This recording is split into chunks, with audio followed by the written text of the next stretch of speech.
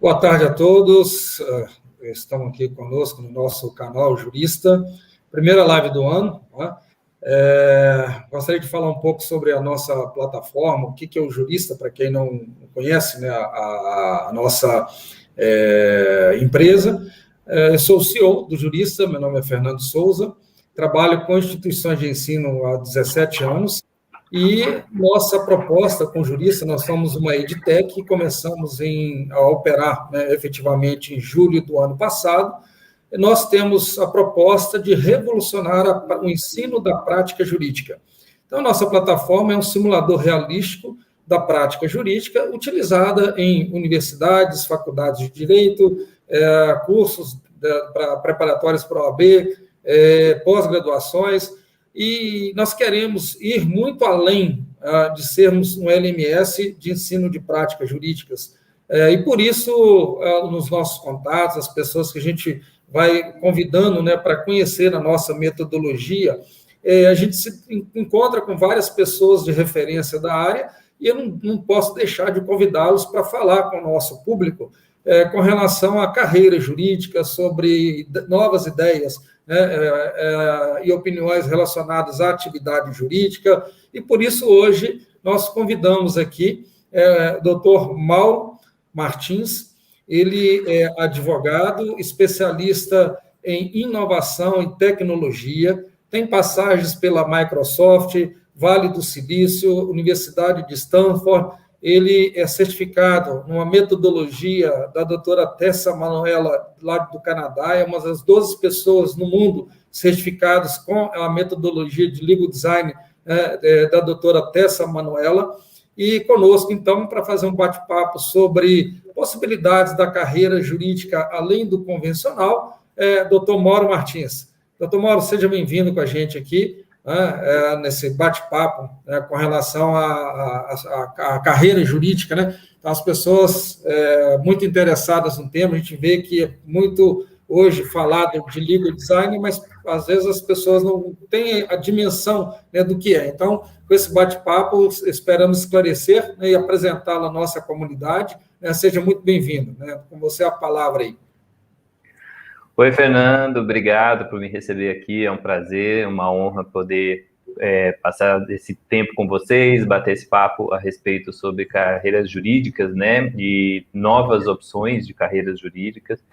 Então, é muito bacana ver o que vocês estão fazendo com um jurista, porque, de fato, eu digo por mim, se eu tivesse uma plataforma como jurista lá atrás, com certeza hoje, talvez, eu já tivesse uma visão diferente da advocacia do que eu tinha no começo, né? Porque a minha jornada até me tornar um legal designer, como hoje eu tenho trabalhado, ela passou por várias fases, né? Não foi uma coisa assim automática, foi uma coisa que eu acabei aprendendo ao longo do tempo de acordo com as necessidades, né? As necessidades e as oportunidades foram aparecendo e o caminho foi se construindo, né? Então, acho muito interessante essa abordagem de revolucionar o ensino jurídico que a gente está realmente precisando. E como é que você desenhou a sua carreira até chegar na advocacia, né? Conta para a gente um pouco dessa sua jornada. Tá, então, minha jornada é um pouquinho diferente, porque eu tenho uma carreira antes da advocacia, né? Eu tenho uma formação em eletrônica, que me permitiu trabalhar por alguns anos nas áreas de TI e de telecomunicações, mas em 2001, quando eu estava na área de telecomunicações, eu decidi mudar para humanas, escolhi o direito, mas eu sempre tive a ideia, sempre tive na cabeça que eu queria juntar os dois conhecimentos, porque eu sempre fui apaixonado por tecnologia, inovação e essas coisas mais novas, né, essas mudanças. Então, eu queria fazer sempre essa análise conjunta, né, do impacto do direito nas tecnologias, das tecnologias no direito, tanto que Por exemplo, a minha monografia de final de curso no direito está até separada aqui, porque eu vou mostrar num curso que eu vou fazer hoje à noite. Ó, ela foi sobre a lei de interceptação telefônica, porque era exatamente o que eu fazia no meu trabalho. Então, eu era a pessoa responsável por receber as intimações judiciais e implementar o monitoramento na linha das pessoas. E aquilo eu ficava me perguntando, né? Poxa, por quanto tempo vão monitorar pessoas? Será que isso é possível? Será que estão monitorando também os e-mails dessa pessoa? Então, eu ficava me questionando, né? Entendi a invasão de privacidade que aquilo era e eu queria saber. Então, sempre juntei direito e tecnologia. Então, quando eu terminei o curso de direito, na época ainda não existia muito essa questão de direito digital, direito eletrônico, estava muito incipiente ainda, muito no começo, né? E não tinha escritórios de advocacia especializados como hoje a gente tem. Então, o que eu precisei fazer? Na época, eu comecei um blog que eu escrevia tudo que eu aprendia, porque eu sempre tive esse perfil de aprender e querer compartilhar, porque é o jeito que eu aprendo mais. Assim que eu compartilho, igual o que eu estou fazendo hoje com vocês aqui, cada vez que eu faço esse exercício de organizar as ideias para passar para alguém, eu acabo aprendendo e guardando um pouco também. Então, eu sempre gostei de fazer isso, eu fiz esse blog, e tudo que eu aprendia de direito digital eu ia colocando lá. Até que em 2000...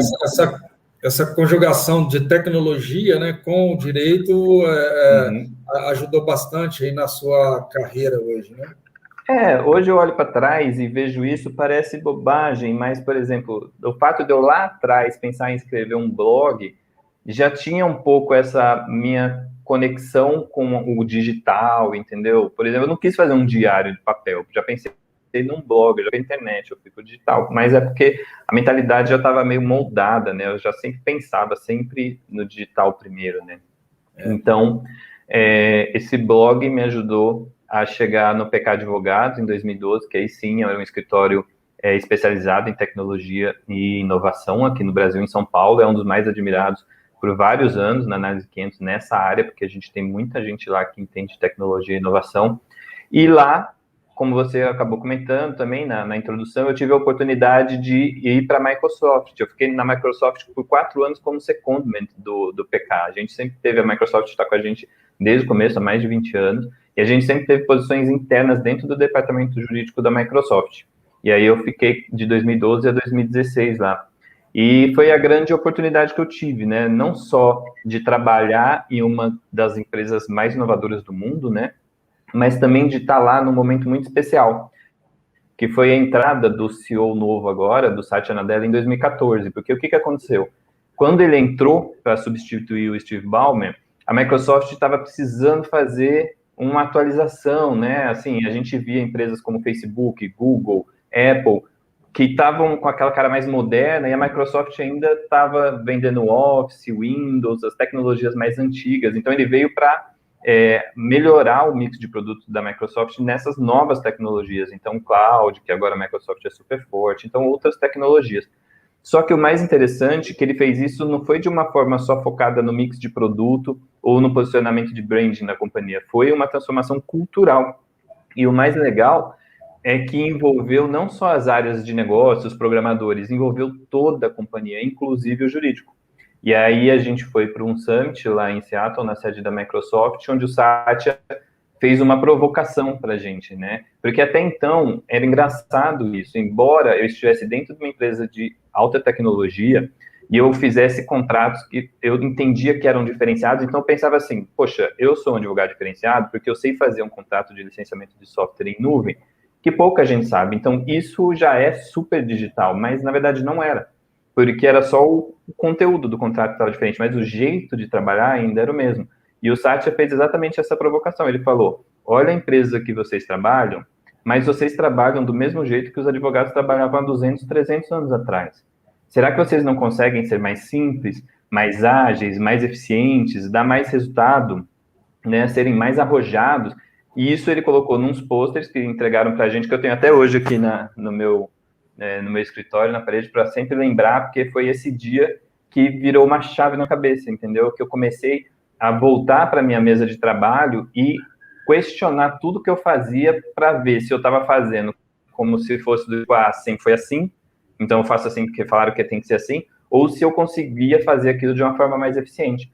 E aí, foi aí que eu comecei a minha carreira na inovação na área jurídica, né? Então, por exemplo, na própria Microsoft, assim que eu voltei, eu troquei uma planilha de Excel, que eu gerenciava 3.000 processos numa planilha de Excel, por um software. Eu sugeri, falei para eles, poxa, a cada 3 meses eu tinha que mandar essa planilha lá para a Corp, para os Estados Unidos, eu e o mundo todo. E dava um monte de problema, como você pode imaginar, né? Eu tinha 10 escritórios de advocacia aqui, preenchendo uma planilha, toda hora vinha errada, aí os cálculos não batiam, porque há 3 meses atrás eu tinha passado um provisionamento, agora faltava 5 milhões, onde estão esses 5 milhões? Tinha que achar, e quando eu ia ver, foi alguém que preencheu a coluna errada. Eu falei, gente, não faz sentido, eu quase tinha um infarto a cada 3 meses, eu falei, preciso melhorar isso aqui. E aí, qual que foi a ideia? Eu falei, poxa, por que a gente não faz um software na nuvem, que os escritórios conectam direto, já atualizam lá, e eles não precisam pegar, porque o que acontecia? Às vezes era que o escritório pegava uma planilha anterior para arrumar, e aí não batia com a nova. Então, assim, eu falei, parar com esse negócio de planilha e ser um negócio na nuvem que, inclusive, já vai direto para a Corp, não precisa nem eu ficar consolidando aqui para mandar para lá.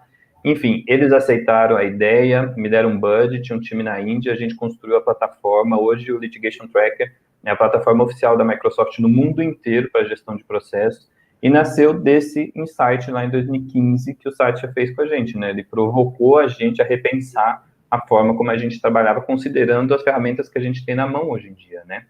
Naquela época, em 2015. Hoje a gente já tem várias outras que os advogados ainda estão descobrindo, mas é muito isso, né? A gente tem várias ferramentas que podem nos ajudar a ser mais eficientes, mas a gente não usa, né?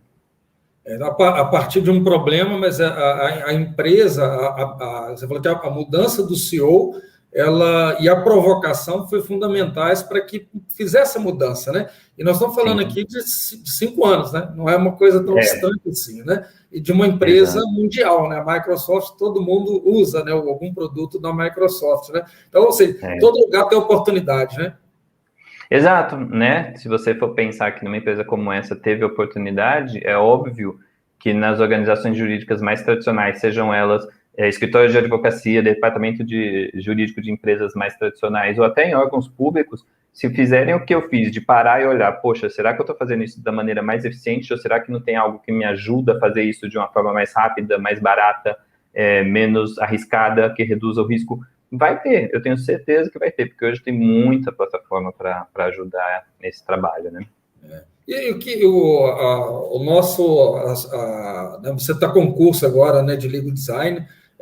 O que é o Legal Design? Explica para a gente, para entender um pouco dessa nova, né, atividade, né, do advogado. Eu estava estudando um material outro dia, e a Dell contratou uma empresa americana para fazer uma pesquisa, né? Quais as profissões que vão existir em 2030. O resumo foi que 83% das profissões de 2030 não existem hoje, né? Então, o Legal Design é uma das oportunidades dentro das tantas oportunidades, além do convencional, para o advogado. Explica para a gente um pouco sobre o Legal Design. Exato, não, é isso mesmo. O Legal Design é uma dessas novas profissões que vão surgir, e eu tenho uma visão de que ela vai crescer muito nos próximos anos, e eu vou explicar o porquê. O que aconteceu? Quando eu voltei da Microsoft em 2015, 2016, com essa ideia de, poxa, eu vou inovar no direito, eu voltei para o escritório para trabalhar na área de novos negócios, e a missão era exatamente essa, né, de repensar os serviços jurídicos tradicionais e eventualmente até pensar em outros que nem existiam. Mas eu bati muita cabeça até 2018, porque eu não tinha um método para fazer isso. E o que eu digo, o que eu quero dizer quando eu falo bater cabeça? Eu falo assim, eu perdi tempo e eu perdi dinheiro desenvolvendo serviços que o mercado, no final do dia, não queria. Entendeu? Então, às vezes, você pensa numa coisa que você acha super legal, fala, nossa, eu vou fazer aqui, eu tenho uma tese de ISS, não sei das quantas, blá, blá, blá. Você perde muito tempo naquilo, aí quando você vai no mercado, o pessoal fala, não, mas isso aí o contador já deu um jeito. Então, assim, a gente tinha que ter uma metodologia. E aí foi que em 2018, eu conheci a Tessa Manuela, aquela franca canadense que você comentou, que é fundadora da Legal Creates, uma das pioneiras no legal design no mundo, referência global, e com ela eu aprendi essa metodologia chamada Legal Design. E essa metodologia, o que ela é? Na verdade, ela é a adaptação do Design Thinking, que a maioria das pessoas já ouviu falar, né? Design Thinking é mais comum, ou Design centrado no ser humano também é bem comum, que é uma metodologia que existe já há muitos e muitos anos, tem sido aplicada em diversas outras áreas, mas até então ninguém aplicava no direito. E aí, uma estudante de direito lá da Universidade de Stanford, a Margaret Reagan, que tinha um namorado que fazia design lá, também na Day School, que é a escola de design de Stanford, estava ajudando ele a fazer o trabalho de TCC do final do curso, e ela percebeu que essa metodologia era muito legal, que estava sendo aplicada em todos os lugares, menos no direito. Então, ela foi lá, pediu uma bolsa na reitoria, conseguiu a bolsa para fazer, além do curso de direito, o curso de design, e então ela conseguiu juntar as duas coisas. Ela fez a adaptação, porque o nosso mercado tem as suas peculiaridades. Se você pegasse o processo de design thinking do jeito que ele é e aplicasse, talvez não funcionasse. Então, ela adaptou, fez algumas mudanças, e a essa nova metodologia, que é essa adaptação, ela chamou de Legal Design. E o que é o Legal Design? Ele é um processo dividido em 5 fases, que você parte de um problema jurídico e vai até você encontrar melhor e mais eficiente solução para ele, passando por um framework que envolve você identificar corretamente qual que é o problema, usar a empatia para entender qual que é a dor daquela pessoa, o que ela está sofrendo, você ter processos de brainstorming para você imaginar o máximo de soluções possíveis para aquele problema. Dessas ideias que você teve, você seleciona as mais promissoras e faz protótipos, então a gente sabe também fazer protótipos, e aí a gente testa com o usuário novamente esses protótipos para ver se a nossa ideia de solução está no caminho certo ou não. E com os feedbacks dos usuários que a gente finaliza uma solução que no final, como eu falei, resolvia aquele meu problema de criar uma coisa que depois ninguém queria, porque você cria junto com o usuário final, junto com o teu cliente, entendeu? Então, se o teu cliente, por exemplo, ele tem um problema que ele está tendo muitas ações judiciais de consumidores por causa de um determinado motivo, você pode fazer um brainstorming, um processo de legal design para identificar qual que é a melhor solução para reduzir aquelas disputas, aqueles litígios relacionados a algum determinado ponto ali do negócio. Então, isso é o trabalho do legal design. Então, a minha rotina é essa. Eu passo todos os dias, porque eu tenho vários projetos andando ao mesmo tempo, então eu estou em uma dessas 5 fases em cada projeto. Ou eu estou entendendo o problema, entrevistando o usuário, eu estou fazendo sessão de brainstorm, eu estou prototipando, ou estou fazendo testes. E a gente fica nisso e o tempo todo identificando e lançando novos produtos jurídicos, novos serviços jurídicos mais eficientes e mais centrados no usuário final, né? Eu acho bacana essa forma, né, de mudar o pensamento, né, o mindset do advogado, porque eu acho que quem melhor pode propor uma solução, porque é uma área complexa também, não é uma área, talvez se você só com curso de tecnologia não teria a visão que você tem de legal design, do formato. Então, a junção da tecnologia com a inovação e com o direito fez você perceber essa oportunidade de mudar o formato e melhorar a atividade da advocacia para o cliente, né? E eu acho que talvez é importante, né, dessa fala sua, para mostrar que os advogados que hoje você chega numa grande empresa, numa sala lá cheia de advogados, fazendo a mesma coisa repetitivamente, né? E conta ali possíveis soluções, mas tem que partir dele mesmo, né? Abrindo e se qualificando, como é o caso do curso, né, de legal design, que vai dar essa metodologia de pensamento, vamos dizer assim, né? Exato, é exatamente isso, é uma mudança de mentalidade, e na verdade, eu até costumo dizer que hoje, se a gente olhar, a verdade é que todo advogado, todo profissional do direito já é um designer. Porque design, muita gente confunde com uma questão mais estética ou uma questão mais artística, mas não tem nada a ver com isso. O Shahar Habib, que é um dos maiores designers do mundo, ele tem uma das melhores definições de design que eu já encontrei, porque ela é muito simples e objetiva. Ele fala assim: todo design é a solução de um problema. Ponto.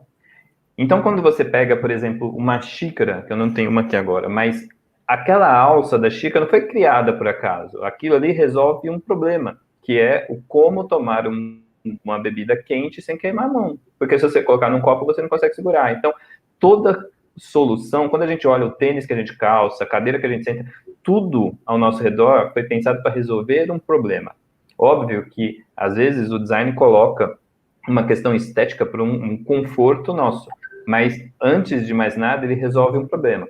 Então, todo advogado, quando ele está fazendo um contrato, quando ele está fazendo uma petição, quando ele está fazendo uma opinião legal, ele está fazendo design. Porque na hora que ele está organizando as informações, a decisão que ele toma de como que ele vai construir isso, isso é design. Mas o que que acontece? Como a gente não foi treinado sobre isso na faculdade, a gente tem um mau design. A gente não conhece as técnicas. O pessoal acha que o fato de você conhecer direito e ter um vocabulário rico já é o suficiente, mas não, as pessoas não entendem de hierarquia de informação, como eu coloquei hoje no meu artigo, né? Eu já peguei muito isso, porque hoje o meu trabalho é muito de fazer o redesign de contratos. Então, às vezes, é muito comum eu pegar um contrato que faz uma referência financeira, como eu falei, na cláusula 3, aí na cláusula 17 tem uma outra, aí no final do contrato lá tem uma outra, ou seja, para o usuário final, o dia que ele estiver pensando assim, nossa, acho que eu vou rescindir esse aluguel antes, o que será que pode acontecer? É difícil achar a informação, entendeu? O advogado não pensou nisso na hora que ele estava construindo, ele seguiu um processo mecânico de copia e cola, que é verdade, a gente tem que ser honesto, é copia e cola, ele não pensa no contrato na hora que ele está fazendo, entendeu? E é essa mudança que a gente precisa ter na mentalidade dos advogados, que ele pode fazer melhor esse trabalho. Existe um jeito que foi feito até aqui? Existe. Mas está sendo eficiente? Não está, senão a gente não tinha 100 milhões de processos na justiça, um monte de advogados desempregados, muita gente, igual esses dias eu postei, quem nunca deixou de exercer um direito seu por achar que não valia a pena? Acho que todo mundo no Brasil foi prejudicado em algum momento e falar, eu não vou fazer nada. No meu caso, eu lembro muito bem, um ônibus aqui de São Paulo bateu na lateral do meu carro. Eu olhei e falei, precatório, dor de cabeça, quando que eu vou receber esse negócio? Deixa pra lá, eu arrumo mesmo e deixa. Então, assim, a gente resolveu o problema jurídico, tá tudo ok, não existe mais injustiça no Brasil, tá tudo certo. Não tá. Então, quer dizer, o modelo anterior e atual não tá funcionando. E por que não tá funcionando? Porque quando a gente olha agora, o que eu acho que mais incrível a Margaret fez foi trazer essa luz para esse problema, né? E falar, olha, vocês estão fazendo um negócio que não está bom, não está eficiente, vocês podem melhorar, e existe um método para isso, e aí ela ensina o método. Então, é uma mudança de mentalidade mesmo. Eu vi uma reportagem da Justiça Portuguesa, que a partir de janeiro desse ano, eles começaram a fazer aquilo que o seu artigo citou hoje, né, a pirâmide invertida, né? Depois você explicar um pouco para a gente sobre esse artigo, e me remeteu a essa reportagem que eu li de Portugal uns dias atrás, onde eles mudaram o formato da escrita das notificações de cobrança da justiça com ao cidadão e aumentou, acho que em 70%, o recebimento, né, das dívidas judiciais, porque mudou a linguagem, tirou a linguagem mais formal e a linguagem ficou mais próxima e, desta forma, quem recebia a comunicação, né, entendeu e passou a responder àquela notificação. Então, foi muito interessante essa experiência e tem a ver com o que você está colocando no artigo e com o legal design, não é isso? Exatamente. Eu vi essa notícia e ela é muito interessante por dois aspectos, né? Você vê esse processo de mudança de mentalidade. Um é exatamente isso que você falou. De fato, é exatamente o que nós estamos falando do legal design. Porque legal design não tem nada a ver com beleza, com estética, tem a ver com eficiência. Então, o que o tribunal lá os tribunais de Portugal estão fazendo é dar mais eficiência. E o que é mais eficiência? Gente, mais eficiência no final do dia é resultado, é número. E como você falou, 70% de aumento no pagamento das dívidas. Então, assim, vamos parar e pensar um pouco. Quando um tribunal te manda uma intimação para você pagar uma dívida, o que ele quer? Que você paga a dívida. Já está decidido, o tribunal não manda o negócio para você pagar a dívida do nada, já está decidido, já passou pelo juiz, já decidiu, é para pagar. Então, qual que é o resultado daquele documento jurídico? Pagamento, né? Então, exatamente essa mudança é você olhar e falar, o que eu quero com esse contrato? Eu quero um monte de papel que vai ficar numa gaveta, ou eu quero que realmente as partes entendam e compreendam os termos e condições de uma determinada relação que eles estão estabelecendo e se comportem de acordo com o que está aqui, porque eles concordam e por eles concordarem, não vai haver disputa. Qual que é a função do contrato, né? Tem uma outra experiência que eu vi outro dia, muito bacana, a doutora Carolina Vasconcelos, é do Sul, e ela escreveu um artigo compartilhando, né, a experiência dela com legal design. Ela é advogada de uma associação de produtores, com mais de acho que uns 2.000 produtores rurais, e por questões da pandemia, a eleição da diretoria não podia ser feita presencial. Então, ela tinha que usar as cédulas, né, mandando para a casa das pessoas e tal. Só que ela viu o seguinte, o público dela, a comunicação com o público é um público diferente. E ela tinha feito, né, o curso de legal design e falou, cara, eu vou fazer uma seta mais próxima do meu usuário.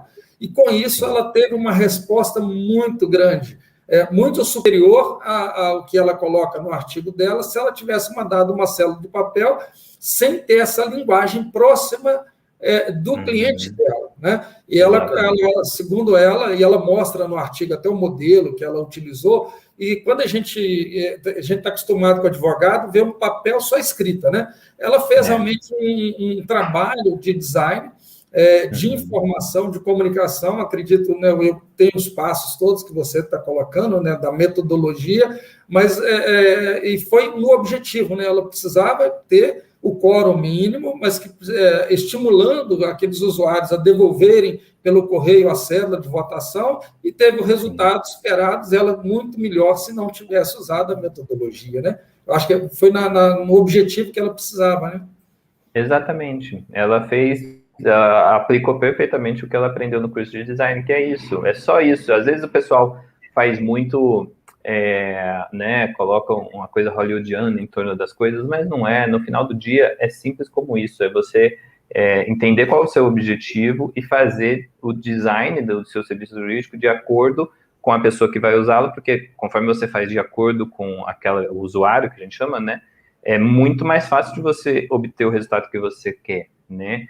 E esse exemplo de Portugal, a gente tem 2 exemplos no Brasil super legais que vão na mesma linha também. A gente tem um juiz em Natal, que ele fez um processo de legal design na intimação de citação em penhora, porque, olha que interessante, o que aconteceu? Ele recebia dos oficiais de justiça um feedback de que toda vez que a pessoa era citada e tinha penhora, a pessoa ficava muito assustada e não sabia o que fazer, né? Para quem não é do direito, quando você vê aquele timbre do Poder Judiciário, é uma coisa que intimida, né? Então, o que ele fez? Ele redesenhou o mandado de citação e colocou as informações de uma forma mais fácil, né? Para quem que é o usuário nesse caso? São os cidadãos que estão sendo intimados, ou citados no caso, e que terão bens penhorados. Então, ele explica o que está acontecendo, e é tão interessante que ele colocou um QR Code que manda a pessoa para um vídeo onde ele mesmo, o juiz, se filmou explicando o que estava acontecendo e tranquilizando, porque no final o que ele queria era tranquilizar as pessoas. Então ele explicava, olha, eu sou o juiz fulano de tal, aqui é um processo tal, que aconteceu por tal motivo, então a penhora é a seguinte, tal, e eu recomendo que você procure um advogado o quanto antes para que ele tenha tempo hábil para fazer a sua defesa. Mas fique tranquilo, você terá todo o direito de argumentar os seus pontos, blá, blá, blá, ele tranquiliza a pessoa. Outro caso muito interessante foi no Paraná, em Ponta Grossa, que uma juíza da vara criminal, da primeira vara criminal de Ponta Grossa, ela fez um legal design do resumo da sentença criminal.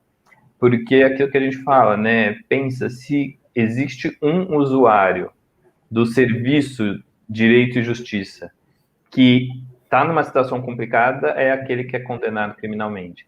E imagina ele receber um documento que ele não entende, se ele foi condenado, se não foi, quanto tempo vai ficar. Então, ela fez um legal design também simplificando e falando de uma forma mais simples para que a pessoa ela tem 2 modelos, para absolvição e para condenação. Entenda o que aconteceu de uma forma simples, ela até orienta como que pode buscar auxílio para pagar a multa de forma parcelada. Então, tudo que ela pode fazer para ajudar ela faz nesse trabalho. Então, isso é legal design, sabe? É a gente sair do modo automático, Ctrl+C, Ctrl+V, e olhar para o que a gente faz e falar, poxa, o que eu posso fazer para melhorar aqui, né? Mas o que eu ia falar do negócio de Portugal, que eu achei muito curioso, não sei se você viu a mesma matéria que eu vi, mas teve um ponto lá que eu achei muito engraçado, que é o que a OAB de Portugal falando que não, isso aí é muito temerário, porque se a gente simplificar demais, as pessoas não vão querer contratar advogado. Mas, gente, olha a mediocridade do pensamento. Então, assim, você tá... Não é, pelo amor de Deus, você tá num caso que o cara tem que pagar pensão pro filho, já tá não sei quanto tempo que levou para a justiça e não quis pagar, agora decidiu, mandou pagar, você ainda quer que ele procure um advogado para quê? Entendeu? Então, tipo assim, eu não sei, em algum momento da história a gente perdeu a noção do que é ser advogado, sabe? E virou uma burocracia, um negócio chato, né? A gente busca mais a parte social, a gente busca honorários, né? Então, assim... Mas acho que a gente tem, a sociedade, ela tem muita visão assim, eu vou no médico só se eu estiver doente. Eu não vou no médico procurar saúde, né, orientação. Eu vou no advogado se eu receber uma intimação, se eu quiser entrar na justiça contra alguém ou com uma empresa, enfim. Como mudar essa mentalidade? Porque eu, aproximando da carreira jurídica, eu vejo, e os lugares que eu trabalhei também, eu usava muito mais os profissionais da advocacia na orientação para evitar problema. Eu não quero problema, eu quero solução. Né? Então, o advogado muito como consultor. Acho que é o ministro Barroso que deu uma entrevista outro dia falando que o advogado do futuro é aquele que não judicializa. Né? Então, como mudar esse formato para que a população entenda a importância, né? E o próprio profissional, a academia, como a academia vai formar esse novo profissional para que ele amplie as possibilidades. Sim, não, você tem razão. É uma questão muito cultural, eu acho, né? Porque em outros países você tem uma postura muito diferente, né? Em outros países você tem meio que o médico da família, que é aquele médico que já conhece todo mundo, que acompanhou o parto, o crescimento, vai até a velhice, e também o advogado da família, aquele advogado que, né, é consultado frequentemente, e em alguns países, como é o caso do Brasil, a gente não tem nenhuma das duas coisas. Como você falou, só vai no médico na hora que está doente, só vai no advogado na hora que tem um problema. E eu acho que para melhorar isso, para mudar, passa muito por essa mudança de mentalidade dos advogados. Porque o que acontece? Eu também não sei por que em algum momento da história a gente decidiu que a gente é especial e que a gente tem que ficar longe da sociedade. Então a gente começou a falar de um jeito que ninguém entende, a gente se comporta de um jeito que ninguém entende, a gente é inacessível. E aí, a partir desse momento em que você fala de um jeito que ninguém entende, para qualquer coisa, a pessoa te fala bom dia, você cobra R$1.000. Fica difícil você esperar que a pessoa venha te consultar previamente. Então, ela corre o risco, né? Ela corre o risco. E eu já vi isso muito, e eu vi de perto, e eu vi na minha própria família, né? Então, assim, vários parentes meus que têm negócios tiveram problema trabalhista por não vir conversar. E era simples, era só vir falar, eu poderia ter feito isso, eu posso contratar fulano desse jeito, o que você acha disso? Então, assim, a gente realmente se distanciou tanto da sociedade, das pessoas, que agora fica difícil, né, de ter essa consulta prévia. Então, o que eu acho que a gente tinha que fazer? Reverter. Então, a gente tem que adotar uma postura de mais proximidade, a gente tem que estar mais próximo, não só na forma de falar, mas na forma de ter essa empatia, de querer entender o que acontece com as pessoas. Então, assim, as pessoas começarem a olhar os advogados com uma outra visão, né? Exatamente isso que você falou. Poxa, eu posso pedir um conselho para que eu comece certo e evite ter um problema lá na frente, né?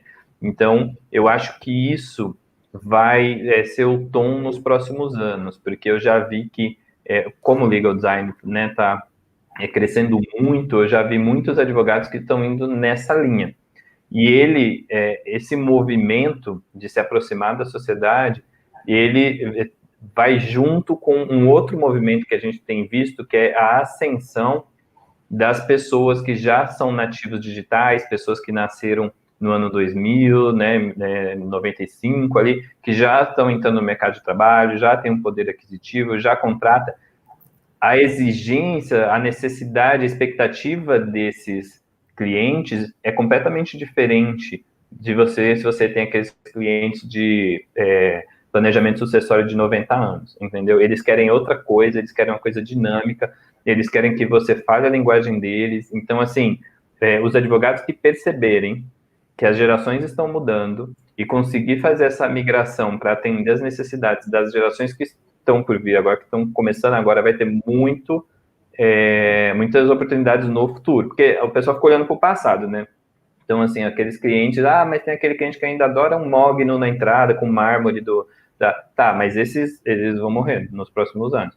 Você quer os clientes que estão lá com um pé calço, você quer os próximos, os que estão, por exemplo, esse mercado de influenciadores digitais, tem um monte de gente de 20 e poucos anos, milionários, com um monte de problema jurídico, porque eles não têm proteção de marca, eles não têm nada, eles não têm para quem passar ou esse espólio digital que eles estão criando. Assim, tem um monte de coisa para ser feita num novo mundo que está nascendo, e fica todo mundo, assim, quando eu digo todo mundo, os advogados, né, brigando por aquele arroz com feijão, sabe, que é o que todo mundo faz, que eu costumo dizer, conhecimento de jurídico básico, eu conheço o CDC, é commodity, porque qualquer um conhece o CDC. Então, se você é especialista em consumidor, é muito difícil, entendeu? Ou você é um Risato Nunes que escreveu 50 livros, ou você é só mais um e não tem um diferencial, né? Você compartilhou outro dia comigo uma experiência de uma advogada de Belo Horizonte que atendeu um cara que tinha uma ideia de empreender. E conta um pouco para a gente aí essa história, que eu acho ela bem interessante, né? Mostra o perfil do novo advogado. Eu achei bem bacana aquele caso, né, que você compartilhou comigo outro dia. Exato, não, é exatamente isso que você falou. É o perfil do novo advogado que resolve o problema do cliente, né? Então, esse novo cliente, esse novo advogado, eles são diferentes. Nesse caso dessa menina de Belo Horizonte é muito interessante. Por quê? Porque ela queria se especializar na área de direito para startups, era o desejo dela. Então, o que ela começou a fazer? Ela começou a participar de eventos de startups. Então, isso é a primeira coisa, né? Ela mergulhou ali, se infiltrou no mundo deles para entender. E ela percebeu que esse pessoal mais novo que trabalha nessas áreas de tecnologia e inovação repudia muito os advogados, porque eles não entendem, geralmente, o advogado é um barra business, toda a ideia que você dá. A Margaret Reagan, ela fala uma coisa muito legal no livro dela de Legal Design. Ela fala que nós, advogados, praticamos um esporte muito complicado, que é o de abater qualquer ideia assim que ela aparece. E isso, para quem é de inovação, é terrível, né? Então, ela foi se adaptando, entendendo os anseios, as necessidades desse cliente, até que um dia chegou um cliente para ela, desesperado, né, uma oportunidade de um cliente, que era o seguinte: ele tinha uma ideia para montar uma empresa, só que ele não podia montar essa empresa enquanto ele não rescindisse um contrato que ele tinha com uma empresa anterior. E ele estava há 3 meses tentando rescindir esse contrato e não conseguia. Então, ele foi procurar por ela. E aí ela explicou qual que foi a diferença na abordagem que ela fez. Um advogado mais tradicional, quais soluções ele enxergaria? Padrão, vou mandar uma notificação extrajudicial e caso não resolva, a gente entra com uma ação rescisória de contrato, né? O que ela fez? Veja como que é a mentalidade desse novo advogado. Ela falou, poxa, o que ele precisa? O que ele precisa não é de uma notificação extrajudicial, ele precisa acabar com esse contrato antigo quanto antes. Então, ela foi no LinkedIn, pegou 4 diretores dessa empresa e contou a história. Olha, tem um cliente, está com problema assim, assado, precisa rescindir o contrato, tem como você me ajudar? Em 3 dias, ela conseguiu resolver o problema do cliente. Moral da história, ela até fala, né? Ela fala, eu perdi R$ 1.500 de uma notificação extrajudicial e talvez lá uns 5, 10 mil de uma ação judicial. Perdi. Mas eu ganhei um cliente para a vida inteira. Esse cliente montou a tal startup, cresceu, hoje é uma baita empresa e ela é advogada dessa baita empresa. Por quê? Ela ganhou a confiança desse cliente lá no começo, mostrando que ela é uma advogada focada em resolver o problema, não em judicializar as coisas, porque essa ação judicial vira um ativo para ela, entendeu? Então, assim, o problema do cliente é um ativo seu. Isso é uma coisa que é até conflituosa, porque você acaba querendo que ele tenha mais problemas para você ganhar mais dinheiro, entendeu? E aí é que gera essa aversão aos advogados. Então, quando você mostra que você não é assim, que você é parceiro, que você ajuda a resolver os problemas, o cliente vai te ter como o advogado, como é o que você falou. E é aquele cliente que vai virar para você e vai te consultar sempre. E para isso ele vai te pagar. Então, assim, é completamente uma outra forma de ver a advocacia, né? Agora, esse perfil do novo advogado é um perfil acima do legalista. Ele é um cara que também é empreendedor. Então, não é só estudar as leis, conhecer o CDC, né, que vai resolver o problema. Como formar, né, o que você vê de necessidade dentro da academia para que esse futuro, né, esse bacharel em direito, esse futuro advogado, saia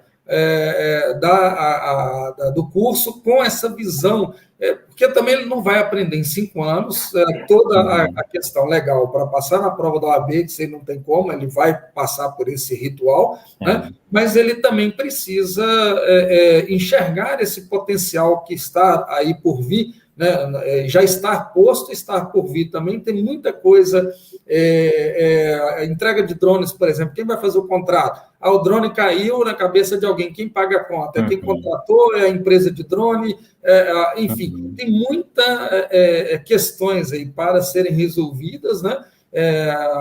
E esse profissional ele tem que ter essa criatividade, essa visão aberta, interpretações, né, mais criativas da lei, no bom sentido. Como fica a formação para que esse advogado saia, esse bacharel saia da academia já com pelo menos a vontade, o espírito, a mente mais aberta? Como é que você vê isso dentro da academia? Bom, vamos lá. Eu acho que a primeira coisa que a gente precisa ver é reconhecer que a nossa academia, ela tem um modelo que está muito ultrapassado, né? E aí eu não digo só a academia das faculdades de Direito, mas a maioria delas, né? A verdade é que, como eu te comentei contigo antes, eu tenho uma colaboradora que trabalha com a gente, que está fazendo marketing em uma das maiores instituições do Brasil, e ela fala, tudo que eu aprendo lá é bullshitagem, eu não aplico nada na vida real, e tudo que eu preciso na vida real eles não ensinam. E isso a gente encontra na maioria dos cursos, inclusive no direito. Então, assim, eu acho que o curso de direito, ele é desenhado para duas coisas. Ele é desenhado para a pessoa se formar e fazer uma prova de concurso público, ou ele é desenhado para fazer a pessoa passar na OAB, porque se a pessoa passa na OAB, aquela universidade ganha pontos, não sei quantos % de aprovação na OAB. Então, esse é o objetivo. Então, o que acontece? O curso de Direito, para quem está nos ouvindo e está estudando Direito, ou quer estudar Direito, a pessoa tem que entender que ele é o mundo do dever ser, é um mundo utópico. Não existe aquele mundo. Eles vão ensinar você para um mundo ideal que não existe. E eles não preparam os estudantes para o mundo real, para a vida real. Então, eles não ensinam nem o direito como ele é, na realidade, né? Então, assim, sabe, eles imaginam que você fazendo um estágio, você vai complementar essa deficiência, mas não é, porque aí chega no estágio, também a pessoa começa a ficar tirando cópia, faz outras coisas nada a ver e não entra de verdade no trabalho jurídico.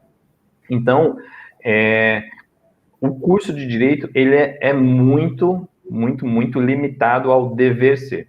Se o estudante realmente quer sair preparado para o mercado de trabalho e para ter sucesso na profissão, em qualquer das carreiras jurídicas, ele precisa complementar esse aprendizado. Eu acredito que as melhores faculdades de Direito vão ou conscientizar os alunos disso, não vão iludir, né, deixando a pessoa achar que esses 5 anos são suficientes para ela sair e começar a trabalhar, ou, que seria o melhor, se não colocar na grade, pelo menos oferecer como curso extracurricular, para complementar a formação desse profissional. Mas, em não tendo todas essas oportunidades, eu acho que cada profissional tem que fazer o seu caminho, tem que ir atrás e procurar a sua trilha. Então, o empreendedorismo, por exemplo, que você mencionou, né, as faculdades no Brasil em geral, inclusive a de Direito, formam as pessoas para serem empregadas, né? Então, a ideia da Revolução Industrial do século passado, de tipo, você faz o curso, aí você manda o currículo, aí você ganha um emprego, você fica 50 anos naquele emprego e você morre. Hoje, o mundo está muito mais moderno, tem muito mais opções, só que eles não mostram essas opções, né? Então, vai da pessoa correr atrás e complementar. E aí tem uma infinidade de coisas que a pessoa pode aprender que ajudam a ser um profissional melhor. Por exemplo, para quem quiser montar o seu próprio escritório, que não é tão comum, mas tem, né? Sei lá, 5% dos alunos de uma classe decidem montar o próprio escritório. Poxa, tem que estudar administração de empresa, o escritório é uma empresa, tem que estudar gestão de pessoas, porque você vai ter pessoas abaixo de você que você tem que motivar, tem que extrair o melhor delas, tem que fazer elas conseguirem trabalhar em grupo em prol de um objetivo comum. São várias coisas, tem que estudar marketing, tem um monte de coisas que não ensina a faculdade de Direito. E se você não for atrás, as chances de sucesso reduzem proporcionalmente, né? E aí, tantas outras coisas. O legal design, por exemplo, como eu falei, que vamos tirar, a gente podia até tirar o inglês, colocar para desenho jurídico, é uma habilidade que eu acredito que vai ser muito importante no futuro. Agora, no curto prazo, eu acho que ela vai ser um grande gerador de oportunidades, porque o mercado jurídico ficou tanto tempo estagnado que agora tem muita coisa para consertar, muita, acesso à justiça, contrato, petição, tudo tá para... Então, assim, quem souber fazer legal design nos próximos anos, vai ter muita oportunidade. Mas eu costumo dizer que eu vejo que, no longo prazo, o legal design vai ser uma habilidade necessária, obrigatória, mandatória. Por quê?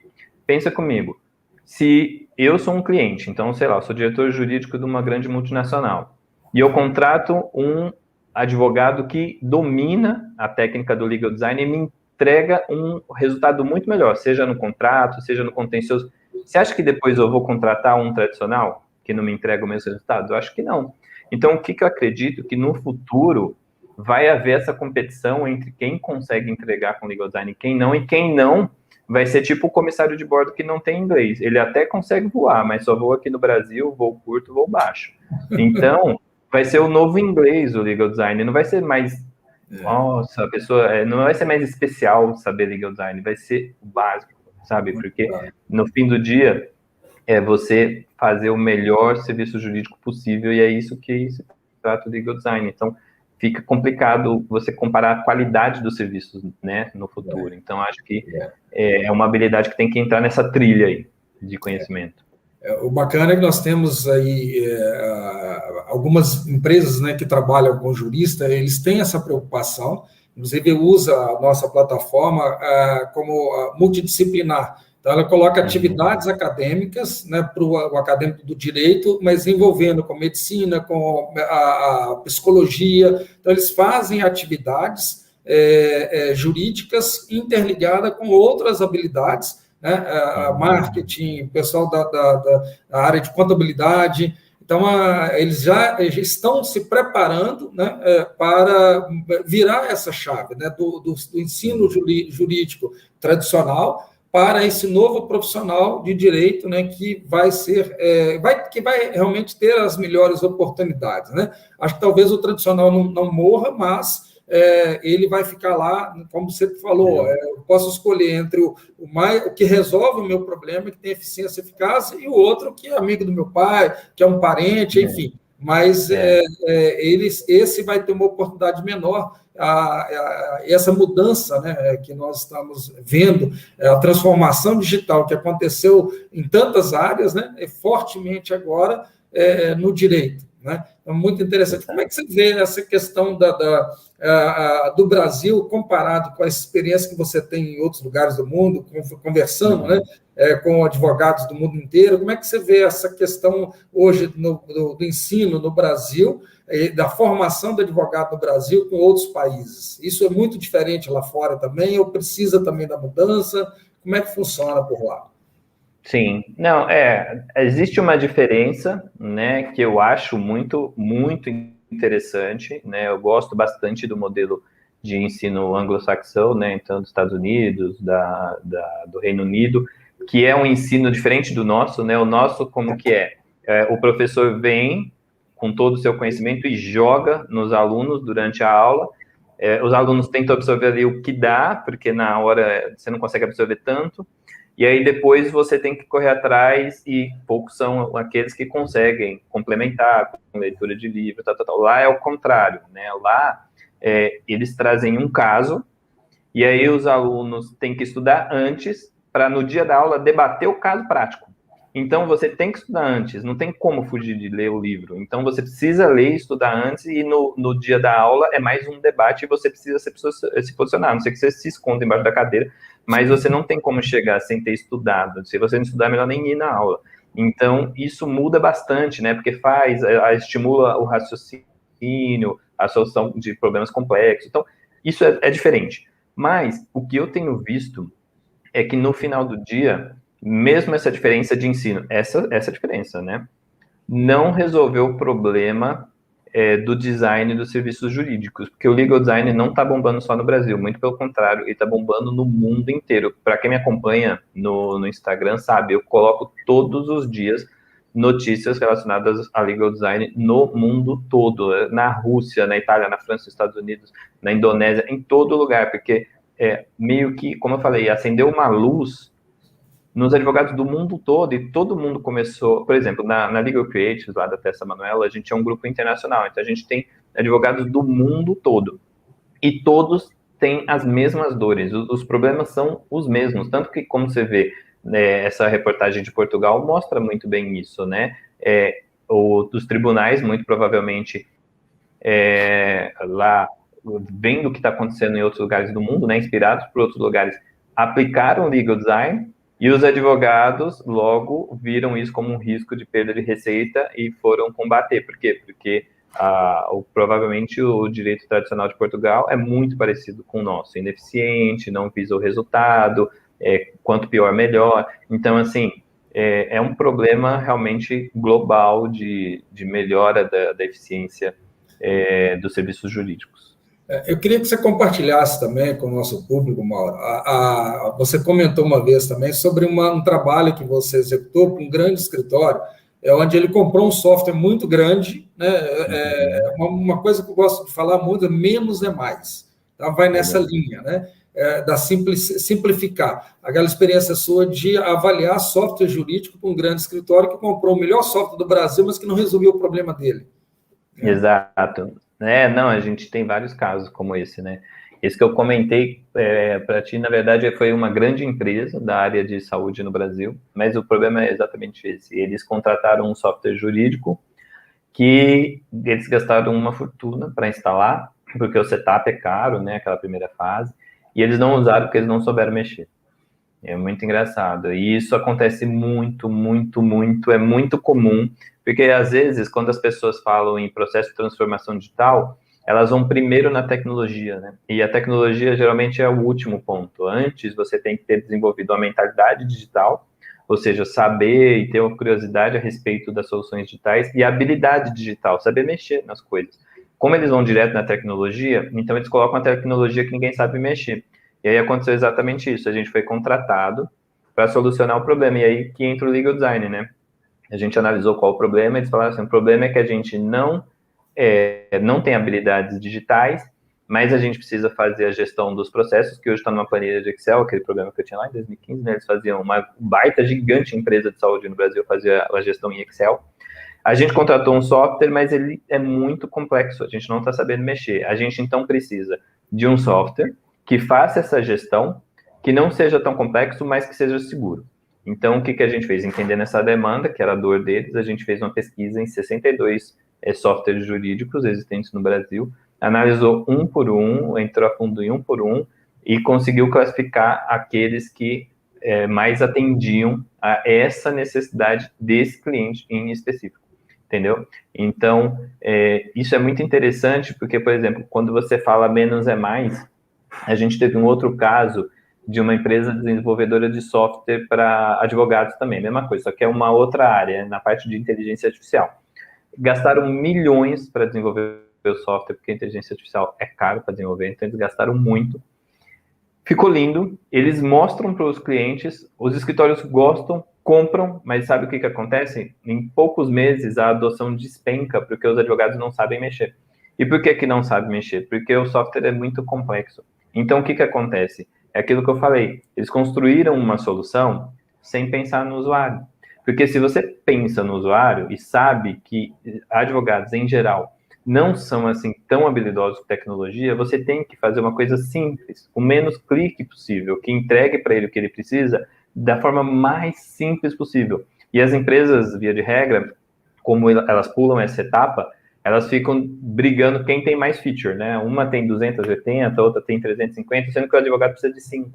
Então, é isso que é o grande problema no desenvolvimento de soluções, você não pensar no seu usuário. Então, assim, da mesma forma que nós, advogados, às vezes fazemos as coisas sem pensar no resultado final daquela pessoa para quem a gente está fazendo, outros mercados também fazem isso, né? É isso aí. Bom, nós estamos chegando ao final da nossa live, né? Muito bom o papo. Mais uma vez, muito obrigado pelo aceite do convite, né? Faço o convite a todos que estão nos assistindo para conhecer a nossa solução de ensino de prática jurídica, que vai ao encontro disso tudo que o Mauro colocou para a gente. A ideia é realmente aproximar a prática da teoria para que as universidades, as faculdades de direito possam a usar o jurista como meio de ensino ali. Então, quem quiser conhecer a nossa solução, é só entrar em contato com a gente, nós teremos o maior prazer em compartilhar. O Mauro, ele gostaria, Mauro, que você colocasse também para os nossos colegas aqui a relação, a questão do seu curso, né? A próxima turma, eu sei que essa turma começa hoje, inclusive, né? Pelo que você comentou com a gente, já está cheia, mas fatalmente terá aí outra oportunidade, né, outras oportunidades de fazer o curso com você. Queria que você convidasse o nosso público para o curso, e a novidade que eu vou deixar para você falar aí, né, que logo depois, assim que terminar, já tem uma novidade para o público, né, do seu trabalho, por gentileza aí. Legal. Bom, então, o que eu ia falar é o seguinte, como você comentou, né, o curso começa hoje, a gente já está lotado, mas em breve eu vou fazer novamente, porque teve muita procura mesmo. É um workshop gratuito sobre transformação digital no direito. São 4 dias, onde eu compartilho tudo isso, porque assim, o meu dia a dia é acompanhar a inovação jurídica, e eu sei que os advogados em geral não conseguem. Então, como eu falei, né, como eu tenho essa mentalidade desde lá de trás de compartilhar o que eu sei, então eu falei, poxa, já que eu tenho tudo isso consolidado aqui fácil, por que eu não posso mostrar para as pessoas? Então, esse workshop tem esse objetivo. Eu tenho também um site, que é onde você lê o meu artigo, o thelegaldesigner.com.br, onde compartilha também toda semana bastante coisa. As minhas redes sociais também, tanto no LinkedIn quanto no Instagram, eu compartilho artigos e o meu dia a dia como legal designer, como que funciona a profissão, o que eu tenho feito, notícias, o que está acontecendo no Brasil e no mundo na área de inovação jurídica. E como você falou, hoje eu vou entrar mais um canal para compartilhar meus conhecimentos, que é um canal no YouTube, que eu gostaria de convidar todo mundo para, às 7 horas, vai ser publicado o primeiro vídeo. Eu vou postar 3 vídeos hoje. Queria convidar todo mundo para assistir lá, porque o YouTube, ele me proporciona uma oportunidade muito legal, que é de ilustrar melhor o que eu estou falando. Então, por exemplo, eu estou falando aqui contigo, ou eu estou, às vezes, falando até num curso, é diferente, né? No YouTube, como o vídeo eu consigo editar, então eu consigo colocar outras imagens, outros vídeos que ilustram melhor o que eu estou falando. Então, eu senti essa necessidade, né? A pessoa visual sempre quer que as coisas sejam cada vez mais visuais, né? Então eu falei, poxa, eu fico falando lá, são 5 fases, tal. Será que as pessoas realmente estão entendendo o que eu estou falando, das 5 fases, tal? Eu falei, poxa, acho que um vídeo melhor editado, melhor projetado, como eu falei, né? Sempre colocando a pessoa, o usuário na ponta final, né? Falei, acho que as pessoas vão entender mais. Então decidi fazer esse canal no YouTube, que eu vou compartilhar várias coisas, teoria, prática do legal design, todas essas experiências, eventos. Amanhã, por exemplo, vai ter um evento super top na Universidade de Stanford, que é o Codex Future Law, que é um dos principais eventos do mundo de inovação jurídica. Então, amanhã o dia inteiro, o que eu vou fazer? Eu vou assistir o dia todo e depois vou fazer um resumo, porque eu sei que muita gente ou não consegue conectar, ou não domina o inglês, não consegue acompanhar. Então, vou fazer um resumo de tudo que rolou de melhor nesse evento, compartilhar com as pessoas. Então, esses são algumas das coisas que eu vou compartilhar lá e queria convidar todo mundo para curtir e se inscrever lá. Muito bom. Mauro, muito obrigado pela oportunidade. Já deixo aqui, né, o convite também para a próxima quarta-feira. A doutora Aline Santos, da Bahia, vai estar com a gente às 19 horas na quarta-feira, falando sobre 5 pontos importantes para o estudante de direito, né, que vai ingressar na carreira jurídica, e pontos de atenção sobre o processo judicial eletrônico. Então, a próxima live nossa do jurista vai ser na quarta-feira, às 19 horas, com a professora Aline. Estejam todos convidados, né? Mais uma vez, gratidão, muito obrigado, Mauro, pela generosidade, né, de compartilhar com a gente tanta informação boa, de qualidade, de uma forma simples, com muito conhecimento. Né? Então, convido a todos para acompanhar aí o doutor Mauro, o professor Mauro, né? Ele não gosta que chama de professor, mas é um professor Mauro. Realmente ele tem uma didática fantástica, é uma forma simples de explicar problemas complexos. Né? Então, muito obrigado mais uma vez, né? Ficamos por aqui. Né? Até mais, pessoal. Muito obrigado. Obrigado, Fernando. Até mais, pessoal. Até mais. Tchau, tchau.